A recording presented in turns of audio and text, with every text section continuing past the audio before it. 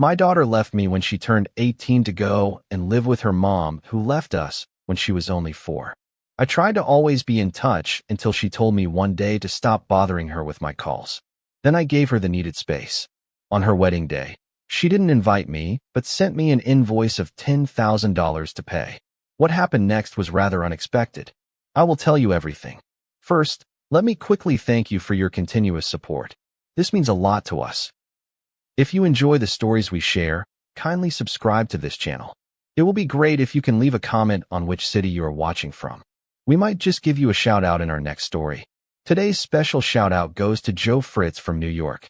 We are glad you enjoy our stories. Now let's go deeper into the story. I still remember the way the house felt when she left. Quiet. Yes, but not the peaceful kind. It was a hollow, echoing silence, like someone had knocked the wind out of the walls. My daughter was 4 when her mother walked out. No drawn-out fight, no dramatic goodbye. Just a note on the kitchen counter, her ring beside it, and the faint smell of her perfume lingering in the hallway. I stood there for minutes, maybe longer, just staring at the curve of her handwriting. I should have seen it coming. The fights had been increasing, her distance widening, her interest in motherhood thinning by the day. But knowing it was inevitable didn't make it hurt less. My daughter, sleepy-eyed and clutching her stuffed bunny, wandered out of her room that morning asking if Mommy had gone to the store. I knelt beside her, kissed her forehead, and told her the only truth I could manage. It's just us now, sweetheart. Raising her on my own was the hardest thing I've ever done, and I've done some hard things in my life. I had to work 2 jobs for a while, missing school assemblies and birthday parties I helped plan but couldn't attend. I learned to braid hair from YouTube tutorials, cried in the laundry room more than I care to admit, and kept every drawing she ever gave me, folded, crinkled, covered in glitter. I wasn't perfect. I snapped sometimes, forgot things, burned more than a few dinners. But I was there. I showed up, every day, even when I was exhausted, even when I felt like a failure. She became my whole world, and I shaped my life around hers. She loved bedtime stories and pancakes on Sundays. I'd sit in the hallway outside her room after she fell asleep, just listening to her breathe, praying I was doing enough. That I was enough. The teenage years brought distance, some of it normal, some of it harder to swallow. She got moodier, started comparing me to her friends' moms, asking more questions about the woman who left us. I tried to answer with grace, never bad-mouthing her mother, even when bitterness crept up like a bad aftertaste. At 16, she asked to visit her mom for the first time. I agreed, reluctantly. I thought she'd go once, maybe twice, and come back grateful. But something shifted. They began texting more. Then came the weekend trips. By the time she turned 18, she told me she was moving out to go live with her mother full-time. "It's nothing personal, Dad," she said, almost embarrassed. "I just want to get to know her better." Like I was some placeholder she'd finally outgrown. I helped her pack, folded her clothes, boxed up the books I used to read to her. She didn't see the tears in my eyes because I didn't let her. I smiled. I told her to call me if she needed anything. She hugged me at the door, and I held on for a second too long. The house felt even quieter that night than it had 14 years ago. And this time, I didn't believe it would ever be filled the same way again. The first few months, I called often, too often maybe. I just wanted to hear her voice, check in, make sure she was eating well, getting enough sleep, adjusting okay. Sometimes she answered. Most times she didn't. Then came the day she texted me. Cold, short, impersonal. "Please stop calling all the time. It's too much. No, love you." No explanation. Just a boundary slammed down like a steel door. I stared at my phone for a long time, rereading her message. I didn't reply. I didn't know how. That was the moment I realized she was really gone. Not just physically, but emotionally. She wasn't my little girl anymore. Maybe she hadn't been for a while, and I just hadn't let myself see it. The grief felt like a second divorce. But this time, I didn't scream. I didn't beg. I just sat with it, let it settle into my bones, and made myself a cup of coffee like the world hadn't just split in half. I tried to reclaim my life, piece by piece. Started going on walks again. Picked up woodworking, something I hadn't touched since my 20s. I didn't date, not seriously. Part of me still lived in the past, wrapped around memories of bedtime songs and spaghetti dinners. I saw her social media updates through mutual friends. Photos of her with her mother, smiling, traveling, celebrating milestones. None of them included me. I told myself I was happy for her, that she deserved to build her own relationships. But in the quiet, honest moments, it felt like erasure. Like I'd been written out of my own story. Years passed like that. I learned to stop expecting her calls. I stopped checking my phone every evening. I let go, not out of anger, but out of self-preservation. I had spent too many years chasing people who didn't want to be caught. But nothing could have prepared me for what came next. Not a phone call, not a visit, not even a text. It was an envelope, plain, no return address. Inside was a wedding photo and an itemized invoice. $10,000. Venue, catering, dress alterations, honeymoon deposit. All things I hadn't known about. All things I hadn't been invited to witness. No, wish you were there. No, missed you. Just a bill. I stared at that envelope for what felt like hours. I laughed at first, short, breathless, almost bitter. Then I cried, because it was clearer than ever. I had never been wanted for me, only for what I could give. And that's when the anger started to boil, not loud or explosive, but simmering beneath my skin. I wasn't her father anymore. I was her backup plan, her bank account, her insurance policy when things didn't work out. And something inside me broke for good. I didn't call her right away. That invoice sat on my kitchen table for 3 days like some sick monument to all the things I had missed, her engagement, the planning, the dress fitting, and the vows I never got to hear. I flipped it over again and again, hoping I'd miss something. A note, maybe. A sentence explaining why she hadn't invited me. A hint of remorse. But there was nothing. Just numbers. Cold, impersonal. A transaction, not a connection. And that, more than anything, is what broke me. I kept telling myself there had to be more to the story. Maybe her mother pressured her. Maybe it was a misunderstanding. Maybe she wanted me there, but didn't know how to reach out. Hope is a funny thing. It'll crawl into your chest like a parasite and make you believe in things that haven't been true for years. I picked up my phone more times than I can count, thumb hovering over her name. And each time, I put it back down. What was I going to say? Hey honey, congrats on getting married. By the way, did you accidentally forget to invite the man who raised you? Eventually, I couldn't take it anymore. I called. Straight to voicemail. I texted. Just one line. Call me when you can. 2 days later, she called back. No greeting, no warmth. Just, what's this about? Her voice was flat, impatient. Like I was the one interrupting her life with nonsense. I asked her why she didn't invite me to the wedding. She sighed. Because I didn't want the drama, Dad. You and Mom in the same room. It would have been a disaster. I raised you, I said. My voice cracked in spite of me. I was there for everything. Don't you think I at least deserved a seat in the back row?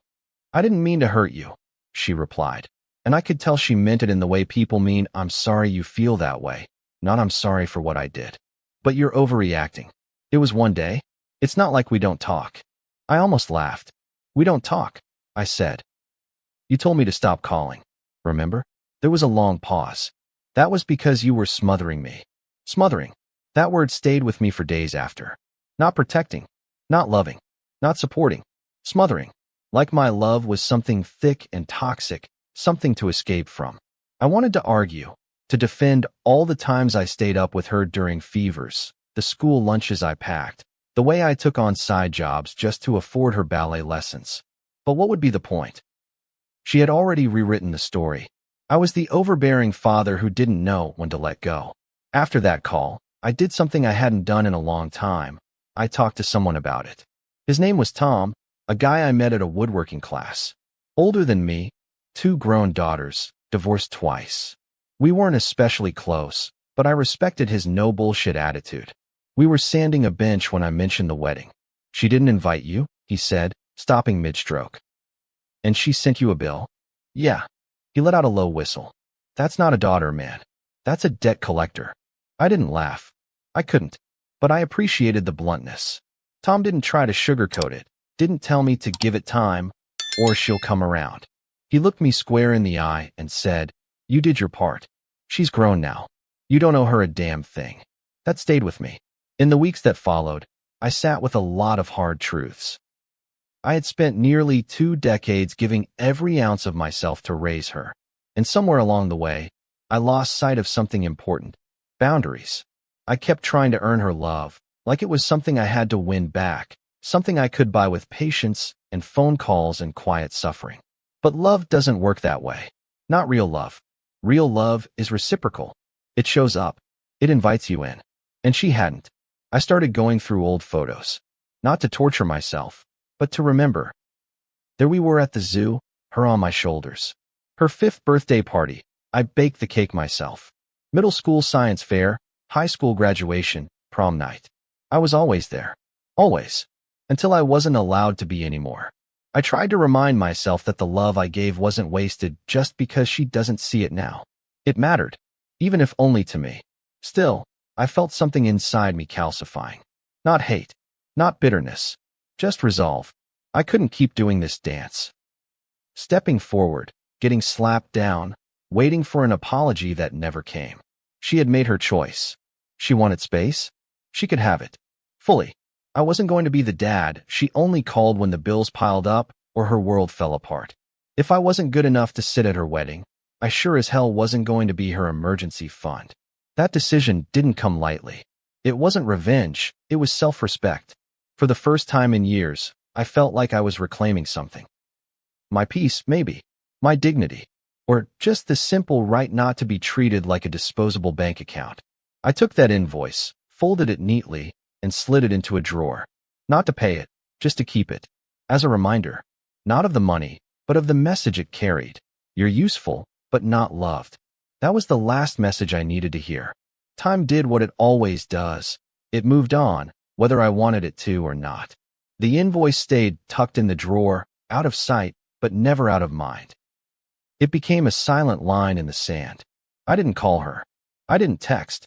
For once, I let the silence stand. I thought that might bring some kind of peace, but what came instead was a slow ache. Not sharp or urgent, just constant, like background noise you can't quite turn off. I'd catch myself thinking of her in the middle of the most mundane moments. Passing by a bakery and remembering how she used to beg for lemon tarts, hearing a song she loved on the radio, or seeing a father and daughter in the park. I wanted to forget, but the memories clung like burrs to my skin. I wouldn't have even known about the wedding if it hadn't been for my niece, Angela. She was 22, more like a little sister to my daughter growing up, and had always been good at staying neutral. I hadn't heard from her in months, but one Saturday morning, out of nowhere, she sent me a video. No message, just a video file. I clicked on it, and there it was, my daughter, in a white lace gown, walking down the aisle on the arm of a man I barely recognized. Her mother's new husband, I assumed. The camera panned across smiling guests, clapping, crying, snapping photos. All of them looked familiar in the vaguest, most painful way. Cousins. Old friends. Even my own sister was there, dabbing at her eyes like the moment meant something sacred. But me? I was nowhere in sight. I watched the whole thing twice. The first time, I didn't feel anything. Just numbness, like I was watching someone else's life unfold. The second time, the weight of it hit me. I had been erased. Not forgotten, erased. Deliberately. Like I was some embarrassing footnote she wanted to cut from the story of her life. My hand trembled as I paused the video on her smiling face. She looked happy, radiant even, and yet all I could see was absence, mine. I didn't call Angela right away. I didn't want to make her feel guilty for sharing something I clearly wasn't meant to see. But later that night, I gave in and dialed her number. She picked up on the second ring. "I thought you should know," she said quietly. "I couldn't believe you weren't there." "I wasn't invited," I replied. My voice sounded hollow, even to me. There was a pause. "She told people you couldn't make it, that it was too emotional for you." I sat down hard on the edge of my bed. "Is that what she said?" Angela hesitated. "That's what she told the extended family. But I don't think she ever planned to invite you." I closed my eyes. "Did she say why?" "She said you two weren't talking, that you'd made things difficult." A bitter laugh escaped my throat before I could stop it. "Difficult," I repeated. "I guess being a parent who showed up every damn day qualifies as difficult now." Angela was quiet for a while. "She's different now?" I don't know if it's her mom's influence or what, but she doesn't talk about the past. It's like that part of her life doesn't exist anymore. It was meant to be helpful, but it felt like a funeral. I thanked Angela, told her not to worry, and hung up. Then I just sat there in the dark, trying to absorb the blow. I thought the invoice had been the final slap, but this was worse. This was the confirmation that I wasn't just unwanted. I had been replaced. Fully and with no apologies. A few days later, I ran into my sister at the grocery store. She avoided eye contact, which told me everything I needed to know. But I wasn't about to let her walk away clean. "You were at the wedding," I said, blocking her path near the dairy aisle. She looked startled, like a child caught stealing. "Ah, yes. I didn't know you weren't invited." "Did you ask?" She swallowed hard. "I assumed you chose not to come." "Right," I said coldly. "Because that's the kind of father I've always been." She looked ashamed, but that didn't stop her from saying, "Maybe you should try reaching out again. Be the bigger person." The rage that welled up in me was quiet but fierce. "I was the bigger person for 18 years, I said. "I gave everything I had. And she cut me out like I was a stranger." "You expect me to grovel now? For what? Permission to exist in her life again?" My sister looked away. "I'm sorry." "No," I said. "You're just late." She left without buying anything. I stood there a long time, suddenly exhausted by the weight of it all. The betrayal didn't just come from my daughter. It came from everyone who stood by, smiling, while she rewrote our history. After that, I stopped asking questions. I stopped wondering why. Some things don't have satisfying answers. I threw away the copy of the wedding video. I didn't need a visual reminder of where I didn't belong. What I held on to instead was memory. Not nostalgia, just truth. The nights I stayed up with her during thunderstorms. The way she clutched my hand at the dentist's office. The look on her face when she opened her first birthday bike. Those were real. I didn't imagine them. I didn't fabricate our bond. She walked away from it, but that didn't mean it never existed. And that's what I told myself every time the loneliness crept back in. I didn't fail her. I didn't leave. I didn't forget. She did. The phone call didn't feel cathartic. It didn't feel like closure. It felt like putting out a fire by standing inside the flames. I hadn't planned to say anything dramatic. I wasn't looking for a fight. I just wanted to understand. Some part of me still believed that if I asked the right question, she'd remember who I was. Not just the man who paid for her braces and read her bedtime stories, but the one who sat beside her through every scraped knee, heartbreak, and late-night anxiety spiral. But when she picked up the phone, it was clear I wasn't calling my daughter. I was calling someone who had already decided I was a relic of her past. "Hey," I said. Just that. One word, calm and measured. She sighed. "Is this about the money?" I almost dropped the phone. "Not hi. Not how are you, not dad. Just is this about the money?" "You sent me a bill," I said. My voice was steady, but I could feel the bitterness churning just beneath the surface. $10,000. After the wedding. Without a single word before. She was silent for a beat. Then, "I figured you'd want to help. I mean, you're my father." The gall of it hit me like a slap. "You didn't even invite me," I said, barely restraining the tremble in my voice. "You let me find out through your cousin's text. Then you turn around and send me an invoice like I'm your damn sponsor." "Okay, that's unfair," she said, her tone shifting to that clipped defensiveness I'd come to recognize from her mother years ago. "It's not like I never appreciated what you did, but I had a right to plan my day the way I wanted." "No one's disputing that," I snapped. "You absolutely had that right. Just like I have the right to decide where my money goes." There was a pause, long, cold, and brittle. "So you're not going to help?" "No," I said. "I'm not." She let out an exasperated breath. "I thought you always said you'd be there for me, no matter what." I said. For 18 years. I was there when she wasn't. I made every school event I could. I worked nights so you'd never go without. I didn't blink when it came time for college apps, even when you said you didn't want to go. I stayed when everyone else walked away. "But you're walking now," she shot back. "No," I said. "You closed the door years ago. I just finally stopped knocking." I expected her to cry, to yell, to apologize, maybe. But she didn't. What she said next lodged itself deep into the base of my spine. "Well, I guess this just proves what Mom always said. You only do things when there's something in it for you. The silence that followed was thick. I stared at the wall across from me, eyes unfocused, trying to process what I'd just heard. What did you say? I asked slowly, each word heavy and deliberate. I'm just saying, this whole victim thing you do, it's getting old. Victim. That word ripped through me like glass. All the years I'd shielded her, sacrificed for her, defended her mother even when I didn't have to. And now I was the one playing the victim? My hands started shaking, but I gripped the phone tighter, grounding myself. I'm done, I said quieter this time. Not angry. Resolved. If this is how you see me, then I have nothing left to offer. Not my money. Not my time. Not my peace. She tried to interject, but I cut her off. You made your choice, I said. You chose her. You chose to cut me out. And now you're mad that I won't keep playing my part when the curtain's already down? No, I'm not your bank. I'm not your guilt project. I'm your father, but you left that relationship in the rearview years ago. I didn't yell. I didn't cry. I just hung up. I sat there for a long time after that. The quiet in my living room felt different than before, not suffocating, but clean. Like someone had finally opened a window and let the stale air out. I should have been devastated, but I wasn't. I was angry, yes. Hurt. But above all, I felt clarity. For the first time in years, I wasn't clinging to the hope that she might come around. I wasn't tethered to a fantasy of reconciliation. Later that week, the fallout began.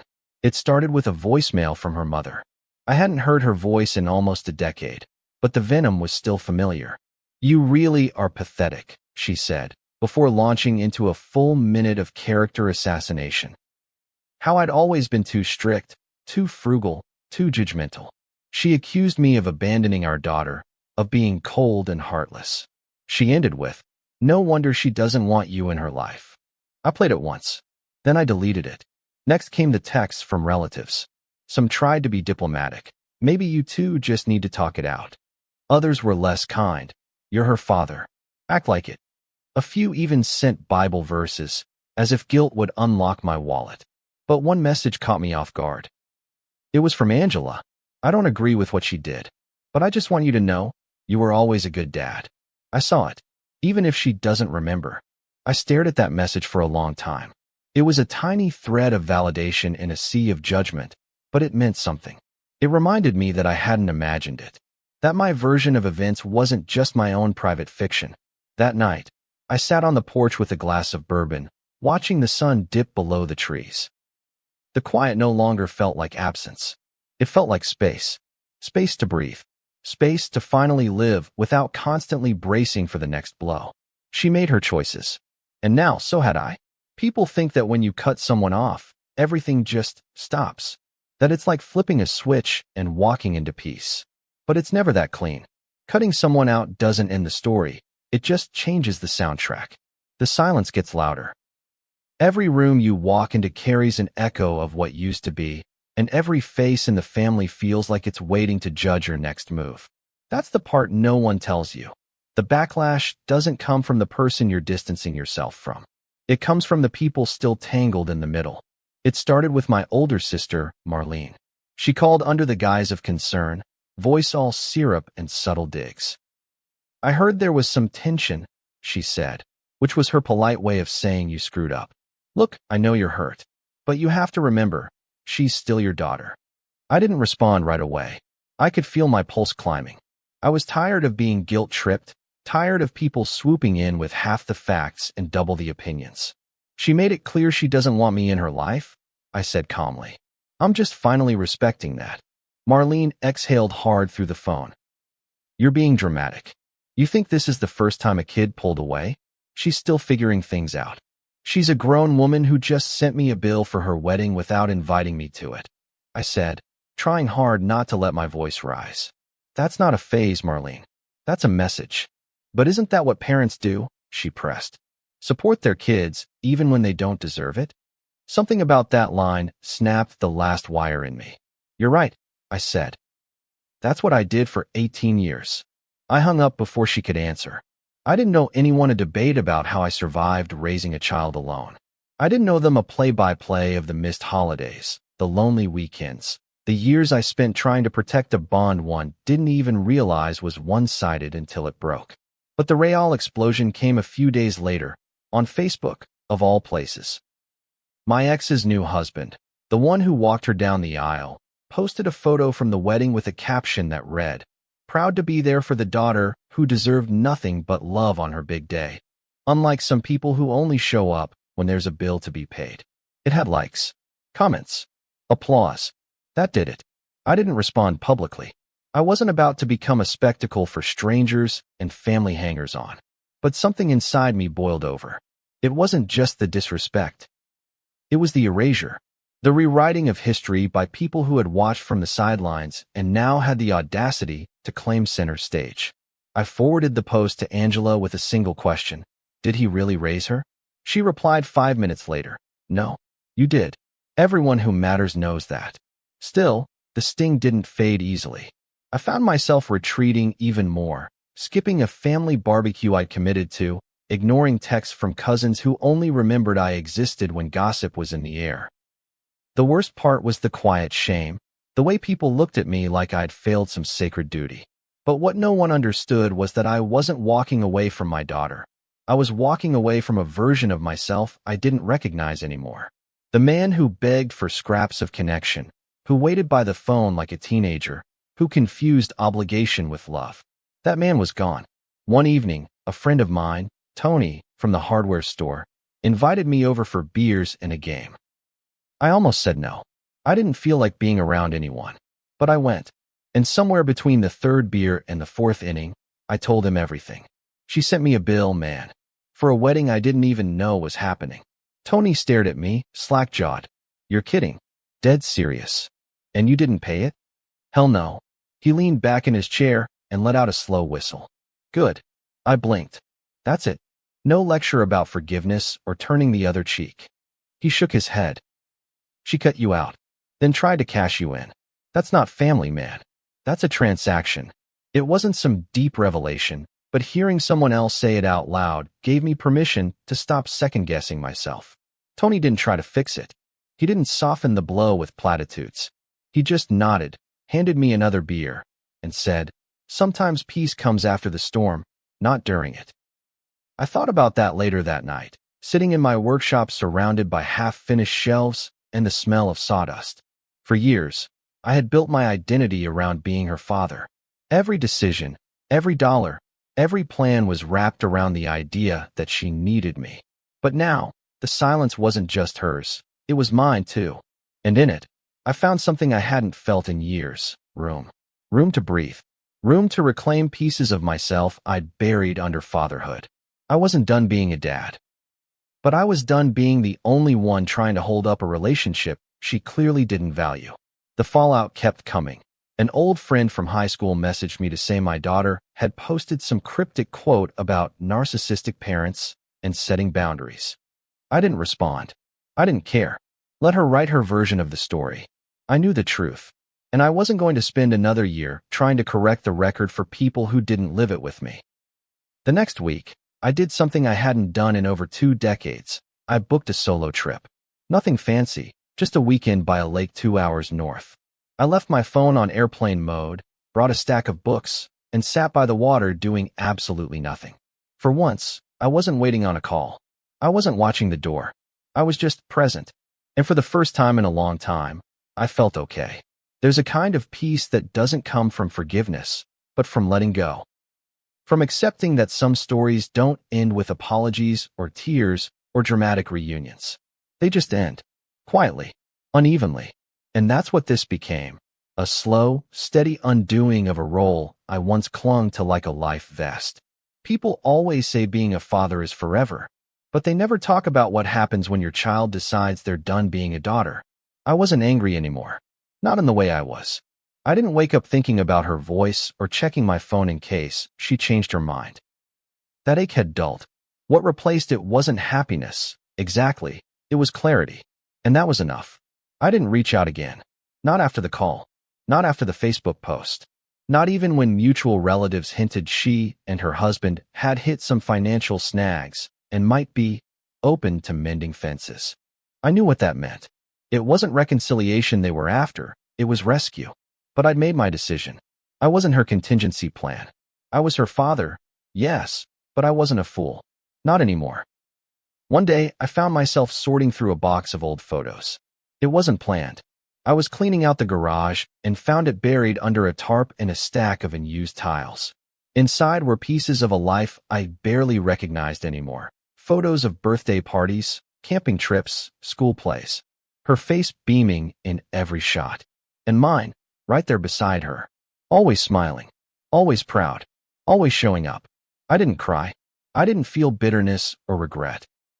I just sat with them, one by one, holding each moment in my hands like fragile glass. Those memories were real. They weren't diminished by what came after. There was one picture I couldn't stop staring at. It was from a father-daughter dance. She must have been 10. We were in the school gym, her tiny arms wrapped around my waist, her head resting on my stomach. I remember that night vividly. The way she laughed when I stepped on her toes, the pink dress she insisted on wearing, the song we danced to. I remember thinking, I hope she remembers this. I smiled at that picture, but this time it was different. I didn't smile for her. I smiled for me, because I had been that dad. The one who showed up. The one who stayed. Sometimes, in the quiet of the evening, I'd think about writing her a letter. Not to change her mind. Just to say what I needed to say, free of the weight of expectation. I never sent it, but I wrote it anyway. On a yellow legal pad I kept by the desk. I don't hate you. I want that to be clear. I don't wish you harm. I don't pray for karma. I don't lie awake hoping you'll suffer. But I do miss the little girl who used to fall asleep in the back seat. The one who thought I hung the moon. I miss the way you used to look at me, like I was safe, like I was home. I know people change. I know life doesn't always go how we hope. But what hurts isn't that you outgrew me. It's that when you looked back, I was already gone in your mind. You made your choices. I've made mine.